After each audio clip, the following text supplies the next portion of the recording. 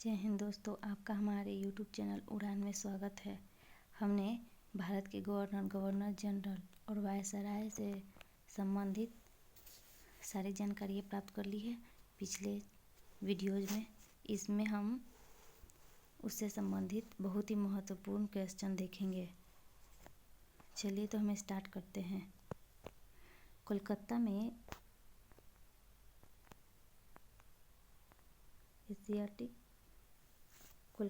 Asiatic society की स्थापना के समय बंगाल का गवर्नर जनरल कौन था?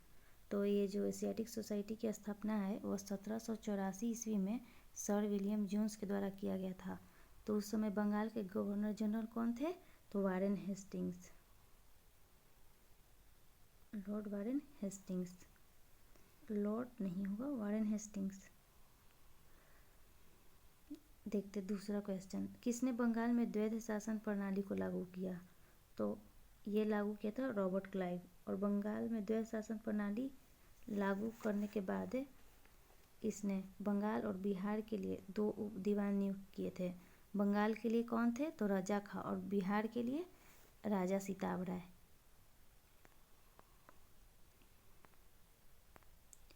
लॉर्ड कॉर्नवालिस की कब्र कहाँ स्थित है? लॉर्ड कॉर्नवालिस की जो कब्र है वो गाजीपुर यूपी में स्थित है। लॉर्ड वेलेजली की सहायक संधि को स्वीकार करने वाला पहला मराठा सरदार कौन था? देखिए, लॉर्ड वेलेजली की जो सहायक संधि है वो सबसे पहले हैदराबाद स्वीकार किया था 1798 ईस्वी में। लेकिन यहाँ पूछ रहा है पहला मराठा सरदार कौन था? तो वो थे पेशवा बाजीराव द्वितीय।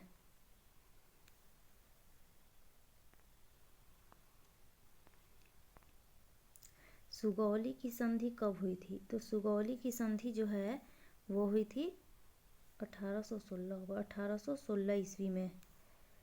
1814 से 1816 ईस्वी में आंग्ल नेपाल युद्ध हुआ था। तो उसमें नेपाल के कौन थे शासक? तो अमर सिंह थापा थे और अंग्रेजों के बीच हुआ था। इसमें क्या हुआ था कि नेपाल के अमर सिंह थापा हार गए थे और वह आत्मसमर्पण कर दिए थे। तो फिर उन दोनों में 1816 ईस्वी में सुगौली की संधि हुई थी। याद रखिए, सुगौला की संधि जो है ना वो पेशवा में हुआ था, मराठा में, वही पेशवा। और सुगौली की संधि जो है वो अंग्रेजों और नेपाल गोरखों के मध्य हुई थी। बक्सर का युद्ध कब हुआ था? तो बक्सर का युद्ध जो हुआ था वो 1764 ईस्वी में हुआ था। ये जो हुआ था उस समय अंग्रेजी सेनापति थे हेक्टर मुनरो, और इधर से जो लड़े थे वो बंगाल के मीर कासिम, अवध के शुजा उद दौला और मुगल सम्राट शाह आलम द्वितीय। ये तीनों मिलकर लड़े थे, लेकिन फिर भी हार गए थे भारतीय शासक।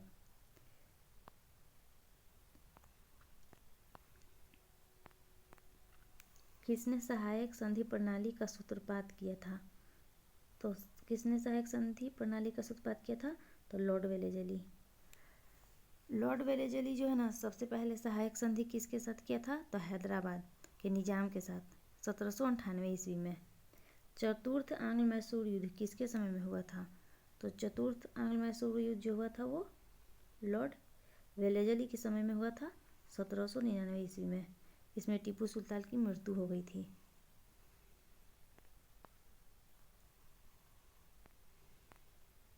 सहायक संधि स्वीकार करने वाला प्रथम भारतीय शासक कौन था? तो जो सहायक संधि स्वीकार किया था वह हैदराबाद के निजाम थे 1798 ईस्वी में। हैदराबाद के निजाम स्वीकार किए थे। उस समय गवर्नर जनरल कौन था? तो वेलेजली। नेक्स्ट देखेंगे, भारत में अंग्रेजों के समय प्रथम जनगणना किसके कार्यकाल में हुआ था? तो लॉर्ड मेयो। किसके कार्यकाल में हुआ था? तो लॉर्ड मेयो के कार्यकाल में। लेकिन यह पूर्ण नहीं हो पाया था और ना ही यह नियमित जनगणना हुआ था।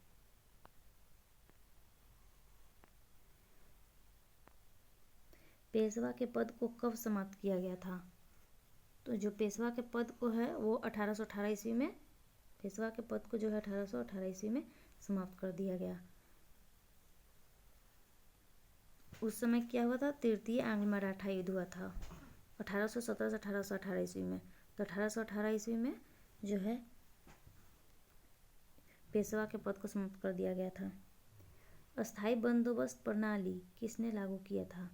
तो अस्थाई बंदोबस्त प्रणाली जो है वो लॉर्ड कॉर्नवालिस के समय में लागू हुआ था 1793 ईस्वी में। इसमें क्या होता था कि जमींदार जो है वो किसान से कर वसूल करके जो है 10/11 भाग कंपनी को देते थे और 1/11 भाग स्वयं रखते थे। या 90% भाग जो है वो कंपनी को देते थे और 10% स्वयं रखते थे।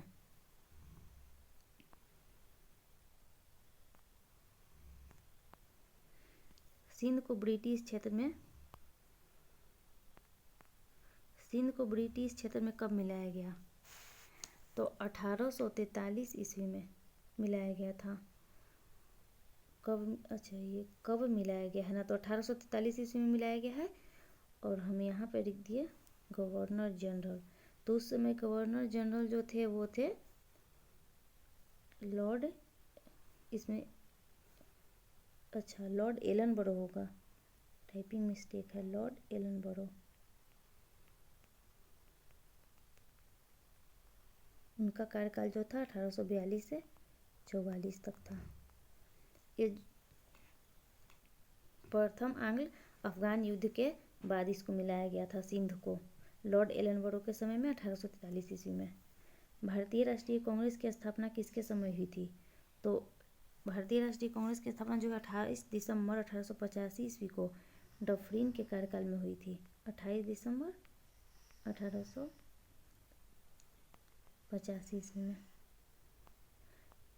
कि कौन किए थे? एयो हुम।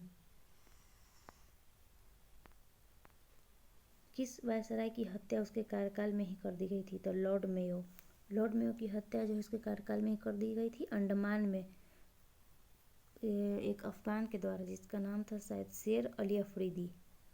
कंपनी के प्रथम गवर्नर कौन था? कंपनी का जो है प्रथम गवर्नर थे टॉमस स्मिथ। कंपनी जो है वो 1600 ईस्वी में भारत आई थी। उस समय कंपनी में कितने साझेदार थे? तो 217।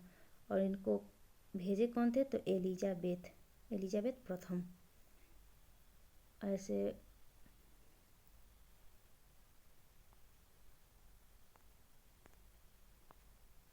भारत के प्रथम वायसराय कौन थे? भारत के प्रथम वायसराय जो है वो लॉर्ड कैनिंग बने थे। भारत के प्रथम वायसराय लॉर्ड कैनिंग बने थे। 1856 से 1862 ईस्वी तक इनका कार्यकाल रहा। ये भारत के अंतिम गवर्नर जनरल भी थे। इसके बाद देखेंगे भारत के स्थानीय स्वायत्तशासी संस्थाएं 1882 ईस्वी में सशक्त की गई थी। किसके समय में? तो ये हुआ था लॉर्ड रिपन के समय में। इसके तहत जो है तहसील बोर्ड, स्थानीय बोर्ड और शहरी क्षेत्रों में नगरपालिका का गठन किया गया था। अभी हम लोग जैसे देखते हैं ग्राम पंचायत, पंचायत समिति, जिला परिषद, वैसे ही है।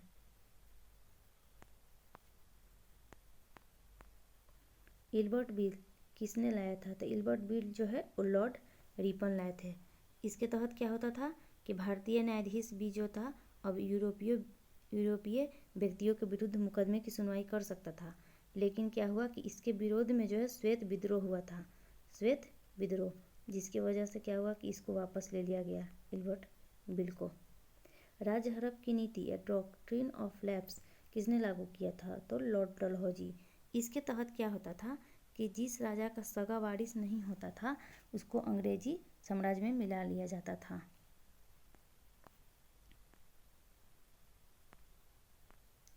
बंगाल में द्वैध शासन प्रणाली, ये क्वेश्चन एक बार हो गया है। चलिए कोई बात नहीं, रिपीट हो गया। बंगाल में द्वैध शासन प्रणाली किसने लागू किया था? तो टॉमस स्मिथ लागू किए थे। बताए थे इसके तहत 2 उप दीवान की नियुक्ति की गई थी बंगाल में, रजा खां और बिहार के लिए राजा सितावरा। भारतीय पुरातत्व सर्वेक्षण की स्थापना किसके शासनकाल में हुई थी? तो ये हुआ था लॉर्ड कर्जन के समय में 1904 ईस्वी में।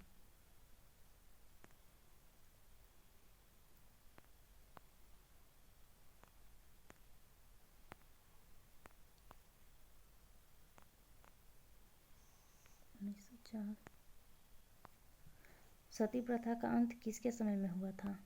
तो सती प्रथा का जो अंत है वो लॉर्ड विलियम बेंटिंक के समय में हुआ था। और इनका साथ कौन दिए थे? तो राजा राम मोहन राय।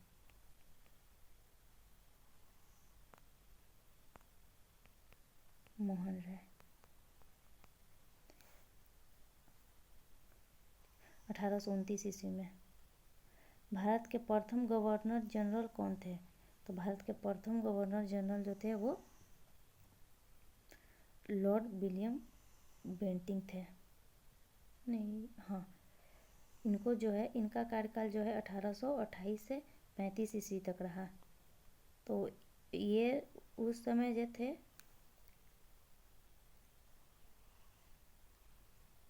भारत के गवर्नर जनरल है। 1833 ईस्वी के चार्टर एक्ट के तहत बने थे ये।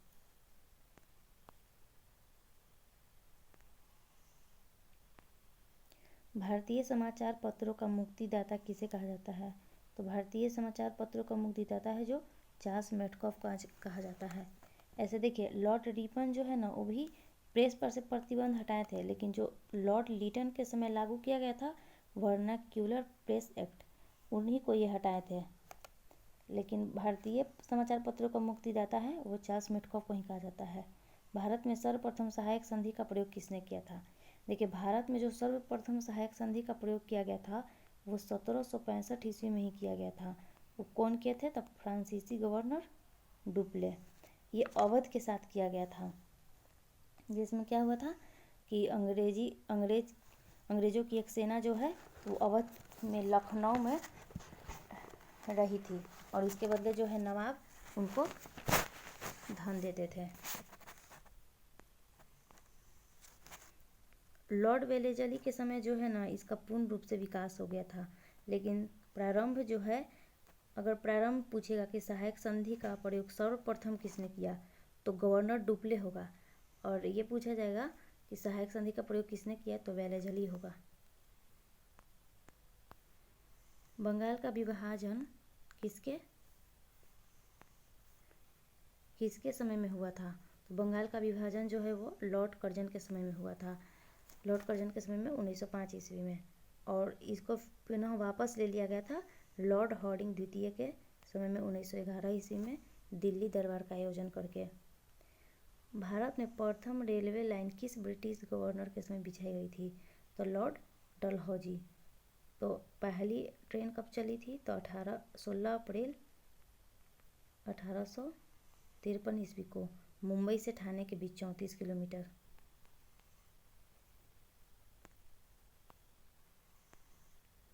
अपने पुत्र के स्थान पर दूसरे उत्तराधिकारी को गोद लेने के अधिकार को पुनः स्थापित कब किया गया? तो 1858 ईस्वी की महारानी की घोषणा के बाद। देखिए, जब 1857 ईस्वी का विद्रोह हुआ था तो जो है शासन जो है कंपनी से छीनकर ब्रिटिश क्राउन के हाथ में चलाया था। और जो 1857 का विद्रोह हुआ था उसमें कई कारण शामिल थे। उसमें एक ये भी था, उत्तराधिकारी को जो गोद लेने से मना कर दिया गया था, जिसमें झांसी की रानी भी लड़ी थी। जेम्स एंड्रूज रैमजे भारत के किस गवर्नर जनरल का वास्तविक नाम है? तो लॉर्ड डलहौजी का नाम है। लॉर्ड डलहौजी का पूरा नाम क्या है? तो जेम्स एंड्रूज ब्राउन रैमजे। राज हड़प की नीति के तहत सर्वप्रथम किस राज्य को मिलाया गया था? तो राज हड़प की नीति के तहत जो है सर्वप्रथम सतारा को मिलाया गया था। सतारा को कब मिलाया गया था? तो 1848 ईस्वी में। ऐसे पंजाब को जो है 1849 ईस्वी में मिलाया गया था, लेकिन द्वितीय आंग्ल सिख युद्ध के समय। अवध को तो 1856 ईस्वी में कुशासन का आरोप लगाकर, और झांसी को जो है 1853 ईस्वी में राज हड़प की नीति के तहत ही हड़पा गया था। लेकिन अब क्वेश्चन पूछा है कि राज्य हड़प की नीति के तहत सर्वप्रथम किस राज्य को मिलाया गया था? तो सतारा होगा, 1848 ईस्वी। किस कंपनी ने सर्वप्रथम भारत में रेल यात्रा प्रारंभ की? तो सर्वप्रथम रेल यात्रा जो है भारत में ग्रेट इंडियन पेनिनसुला रेलवे ने प्रारंभ की थी।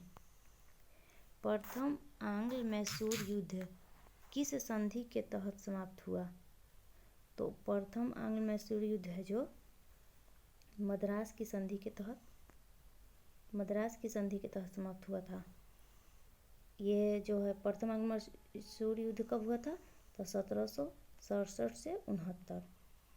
उस समय वरेलास्ट थे गवर्नर। और जो द्वितीय है वो मंगलुरु की संधि, और तृतीय जो है वो श्रीरंगपट्टनम की संधि के तहत समाप्त हुआ था। ब्रिटिश साम्राज्य में अवध का विलय कब हुआ था? तो 1856 ईस्वी में, कुशासन का आरोप लगाकर। उस समय अवध के नवाब कौन थे? तो वाजिद अली शाह। भारत में नागरिक सेवा का जनक किसे कहा गया है? तो भारत में जो है वो नागरिक सेवा का जनक लॉर्ड कॉर्नवालिस को कहा गया है। किस ने स्वयं को बंगाल का शेर कहा है? तो लॉर्ड वेलेजली ने। नरबलि प्रथा पर कानूनी रूप से प्रतिबंध किसने लगाया? तो लॉर्ड हॉर्डिंग के समय में लगाया गया था, 1843।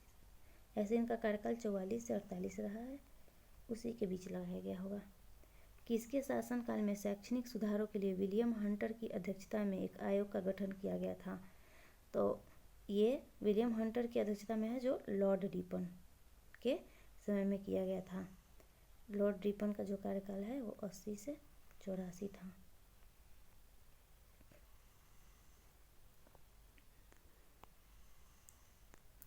वर्नाक्यूलर प्रेस एक्ट किसने पारित किया था?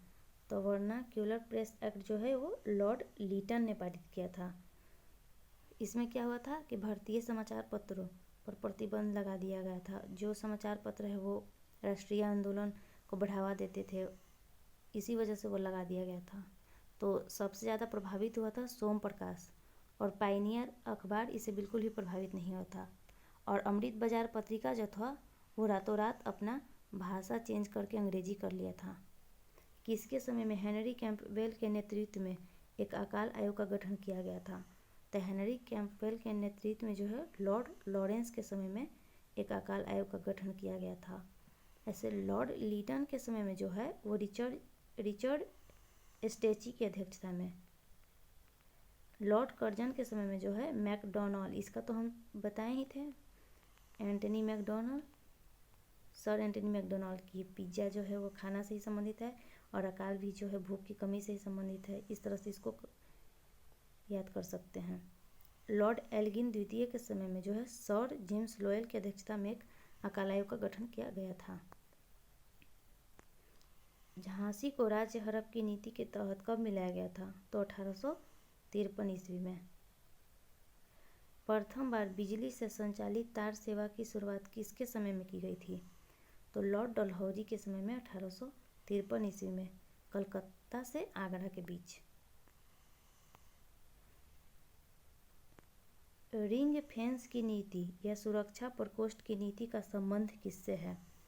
तो जो रिंग फेंस की नीति है इसका संबंध जो है वो वारेन हेस्टिंग्स से है। ये जो है रिंग फेंस की नीति, ये किसको कहा जाता है? तो देखिए 1774 ईस्वी में तो वारेन हेस्टिंग्स बंगाल के गवर्नर थे। तो उस समय क्या हुआ था कि अपने राज्य की रक्षा करने के लिए, मतलब बंगाल की रक्षा करने के लिए ये लोग चारों ओर मध्य राज्य बनाने का प्रयत्न किए।